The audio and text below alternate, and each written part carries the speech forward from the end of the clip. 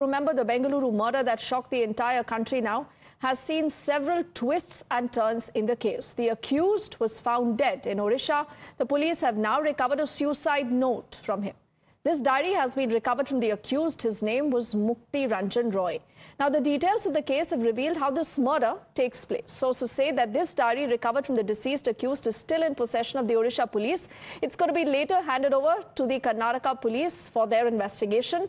Sources say that the accused has confessed to killing the victim in his diary. He's also purportedly revealed the entire motive of the murder. And sources say that the two were in a relationship. The victim, Mahalaxmi, had been asking him to marry her.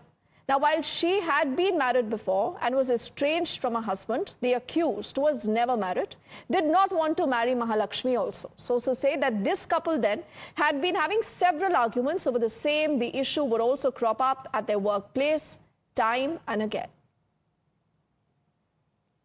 Bangalore का एक गोटे case जो था वहाँ पे बैंगलोर में जो recently एक लेडी का मर्डर जो हुआ था, तो उस केस का इन्वेस्टिगेशन के लिए एक टीम आए थे.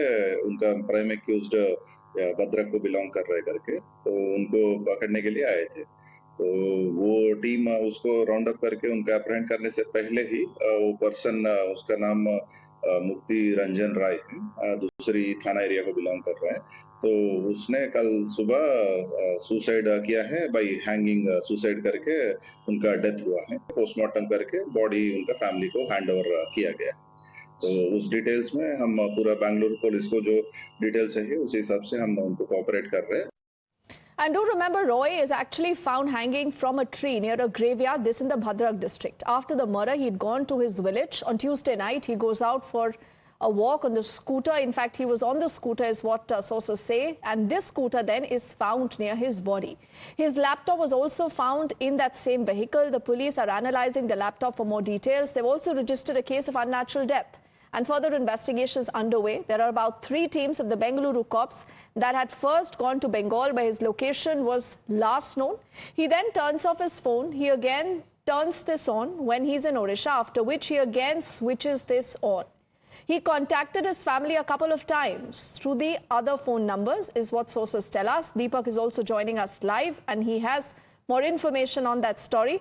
And before we get him back, remember, this is again a crime that had shocked everyone, the modus operandi in particular.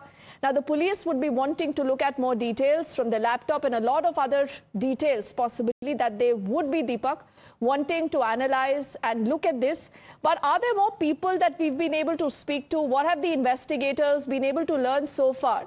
Did he manage to commit this crime all by himself? Were there more accomplices? What about the murder weapon?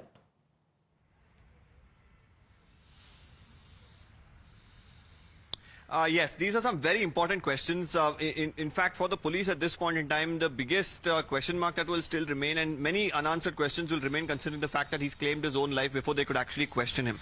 But what I could tell you, based on the information that the police have, collected up until now, is the fact that, Deepti, that, he was in fact the only person who's committed this crime. This is what the police are very sure of at this point.